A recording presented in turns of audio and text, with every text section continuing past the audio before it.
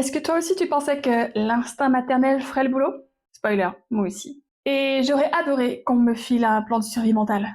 Mais avant, pas après la naissance. Et aujourd'hui je le partage avec toi. Bonjour et bienvenue sur cette chaîne. Je suis Sabine, accompagnante périnatale et maman d'un petit garçon qui a aujourd'hui un peu plus de 3 ans.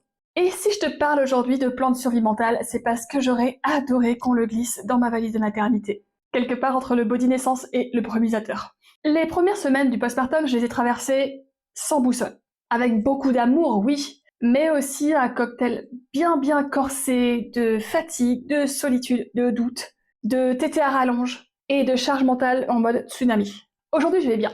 Et c'est pour ça que je suis là, c'est pour ça que je fais ce métier. Pour t'éviter à toi, autant que possible, ce sentiment de te noyer en silence. Si tu veux une maternité plus sereine, plus alignée et à ta manière, tu es au bon endroit. Alors pense à t'abonner et reste bien jusqu'à la fin, parce que j'ai un petit cadeau pour toi. Je t'offre un guide gratuit qui est rempli d'outils pratiques qui vont t'aider à construire ta maternité autrement.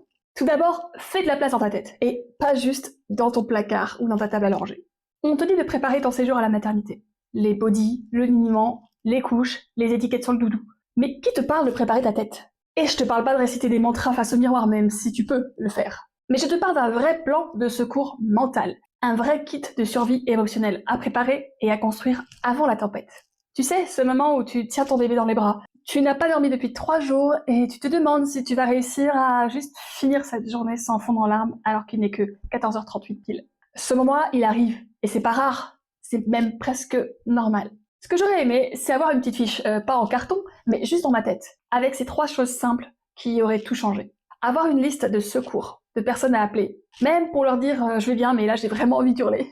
2 phrases d'auto-réassurance pour me permettre de revenir sur les rails, et une minuscule routine juste pour souffler un peu, comme boire mon thé, même froid, en regardant un mur. Oui, ça compte. En gros, ce plan mental, c'est un peu comme un mot de passe de secours. Tu le notes avant, parce que quand t'es dedans, ton cerveau il est aux abonnés absents. Choisis ta tribu avant. Non mais vraiment, ne te dis pas on verra bien. On verra bien, c'est une stratégie qui marche pour le brunch du dimanche. Pas pour les nuits blanches à répétition avec un bébé sur le ventre et la vessie pleine depuis 6h du matin. Ce que j'aurais vraiment voulu, c'est qu'on m'encourage à créer un réseau de soutien en prévention, pas en réaction. Et je te parle pas de la famille parfaite dans les magazines, non. Tu vois, ta tribu, ça peut être une voisine sympa qui t'apporte des lasagnes. Ça n'est pas, c'est génial. Une amie à qui tu peux envoyer un vocal de 2 minutes juste pour râler sans filtre. Laura, si tu passes par là, merci. Ou même une doula ou une accompagnante comme moi qui est là pour t'écouter et pas pour te dire « moi, à ta place, ou si j'étais toi, je ferais... » Papa a besoin de ça. Mon astuce? Fais une liste à l'avance. Qui tu peux appeler quand ça va pas? Qui tu peux appeler quand ça va? Et qui tu peux appeler juste pour parler d'autre chose? C'est important aussi. Parce qu'en vrai, tu ne penseras pas forcément à demander de l'aide quand on aura le plus besoin. Et même si tu as une carrière brillante, une capacité à gérer des équipes de plusieurs personnes, à créer des super Excel hyper carrés pour gérer ton cogémat, et oui, je parle de moi, bah non. Avoir un bébé, ce n'est pas un projet pro. C'est une véritable expérience de dépouillement émotionnel, de vulnérabilité profonde. Et tu as vraiment besoin d'avoir des êtres humains autour de toi à ce moment-là. Et pas seulement de bons conseils, quand ils sont bons. Et enfin, prévois l'imprévisible et fais la paix avec ça. Tu peux lire tous les livres, faire un plan de naissance façon thèse, faire mariner ton liniment pendant 3 semaines en avance.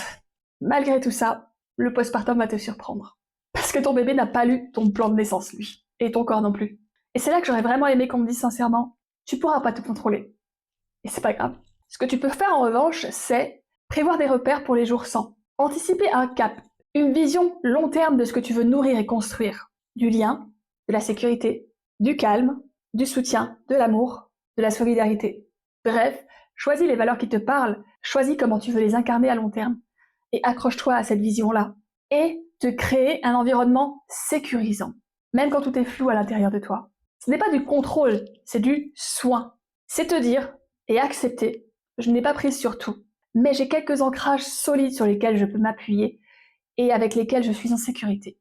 Et si tu es comme moi et que tu as toujours fonctionné avec des to-do list et des deadlines bien précises, peut-être qu'il est temps de faire un petit pas de côté. Pas pour lâcher prise, parce qu'on va être d'accord, cette expression, elle est absolument irritante quand tu es en plein dans la tempête, mais pour choisir à quoi tu t'accroches quand ça tangue.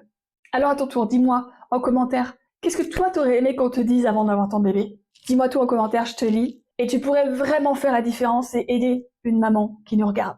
en partageant ton expérience. Maintenant, si tu veux vraiment mettre en place tous les outils que je viens de te donner et pas juste l'écouter passivement, j'ai créé pour toi l'outil qu'il te faut. Mon e-book « Retrouver l'équilibre après bébé » contient tous tes outils pour pouvoir exactement mettre ça en place. Une fiche pour créer ta liste de contacts de secours, des astuces pour créer les bases de ton cercle de soutien, une méthode efficace pour t'alléger la charge mentale et t'occuper de l'essentiel, même quand bébé pleure, que t'as faim et que t'as peu ou pas dormi. Bref, j'ai pensé à toi. Le lien est dans la description et franchement, ce guide, je l'ai fait parce que c'est ce que j'aurais vraiment voulu avoir moi comme mon fils aîné. Alors, télécharge-le, lis-le à ton rythme. Il n'y a pas d'urgence, mais mets-le en pratique. Utilise-le vraiment. Ce sera pour toi une boussole, un filet de sécurité et un vrai plan mental dont tu as besoin. Sur ce, prends soin de toi et je te dis à la prochaine. Soft wind whispers, stars above.